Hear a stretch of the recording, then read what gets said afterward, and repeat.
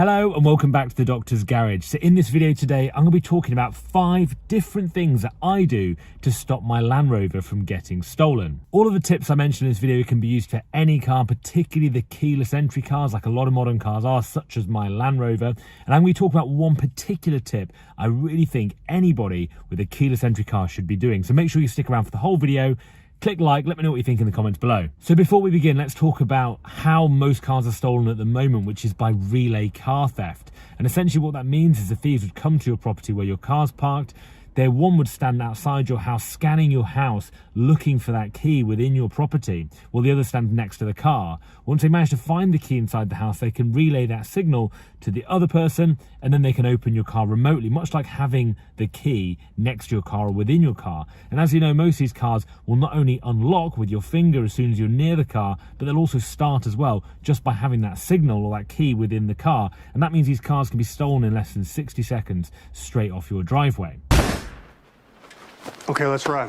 So tip number 1, what can we do about that? Well, the first thing is using a signal blocker, and that is in the form of something called a Faraday pouch or a Faraday box. And essentially what these are is these are coated with a coating that stops that relay signal transmission being able to happen. So what I do is I have a Faraday box in my house and a Faraday pouch as well. I put my keys in this pouch, and when I do that, what it means is my little key here, my Land Rover key for my Discovery, goes in the pouch. At night time, when I do that, the signals can't be get at from outside, from the thief scanning the property. So if they're looking for the key, they won't be able to find it within a Faraday pouch.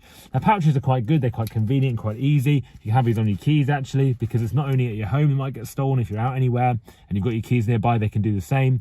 But you can also get a box, and I'll put the links for both the pouch and the box, the ones that I use, in the description below this video. They're really cheap, and I think one of the easiest ways to stop relay car theft in general. So tip number 2 is using physical locks or physical barriers to stop a thief from taking your car. So for my Land Rover, what I use is I use a steering lock, a very old school looking steering lock. You probably thought we'd never have to use these again after about 15 years ago. But now with the introduction of keyless car theft, these have actually become really important again, because actually they go on your steering wheel and stop the thief, or at least make it more difficult for the thief to steal your car. You can get one of these. You can also get a full round disc lock. However, I have seen very recently online that some thief bought a battery angle grinder and literally cut the disc lock in half, which is pretty terrifying. So obviously, if people really want to get your car, they probably will, but there are ways to avoid it, or at least make it more difficult and make it more of a challenge to take your car and make it a bit of a longer journey rather than the 60 seconds that I originally said was able with just a keyless car theft. So a steering lock like this. Well, the other thing as well is physical barriers. So I also have physical barriers too. So things like bollards within your driveway are really quick and easy to install, and just create that extra deterrent and make it much more difficult to actually move your car. Again, a link to those items, my steering lock, the physical bollards I spoke about, are all available in the description below. So go check them out, see if they might suit your purpose for your vehicle at home. Now, if you're new to the channel, I have a Land Rover Discovery 5 HC Luxury that I'm sat in at the moment, that I've done loads of videos on my channel, and also a Land Rover Defender TD5, a 2007 car, which I absolutely love, which is kind of my project car I'm working on, doing a lot of work this year. So if you're interested in any of that, please go ahead and subscribe to my channel. Leave me a comment of what you think in the box below, and it really helps also if you like my video. So tip number 3 is a tracker. And for those that don't know, a tracker on most of the cars when you buy them new is active for around the period of the warranty, let's say 3 years, and you don't have to pay for that. It's part of the car buying it new. If you're buying a car second-hand and it's outside of that 3-year period,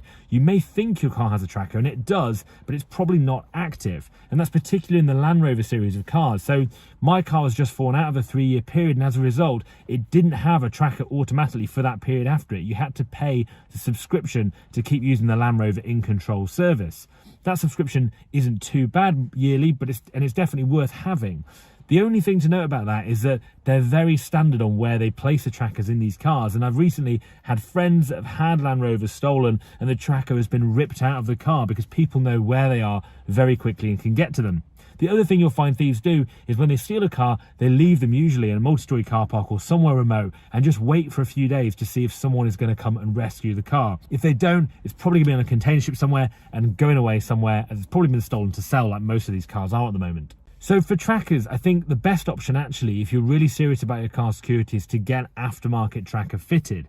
Ghost, who I'm going to speak about in a minute, do a really good tracker, and one you can actually fit at home yourself. It's a DIY installation. You can put the tracker wherever you want, and actually having that be able to put the tracker in a place where thieves aren't used to finding them is a much better option. So tip number 4 is carrying on that theme with Ghost. Now Ghost are a company that does an immobilizer, and this is a really good bit of kit, really worth having, and actually solves a lot of the problems that I've mentioned already in this video. So the Ghost immobilizer is an immobilizer that's fitted to your car, let's say typically something that's completely keyless, let's say like this Land Rover here. And what you do is once it's installed, which has to be professionally installed, it's about £450 here in the UK.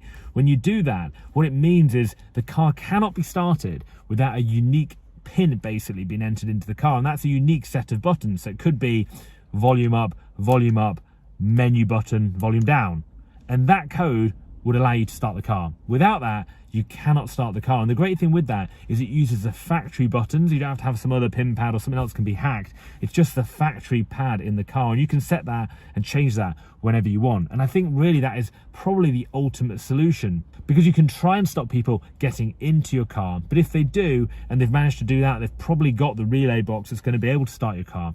With this, it finally stops them being able to take the car. It makes them unable to move your car, which I think actually is probably the biggest deterrent that you can have and the biggest way you're going to save your car. So I highly recommend the Ghost immobilizer. It's not that expensive and really will save your car being able to be moved should someone get into it. Again, link will be available in the description below, all about the Ghost immobilizer too. I think it's really one of the best pieces of kit you can have in a modern keyless car to stop it getting stolen.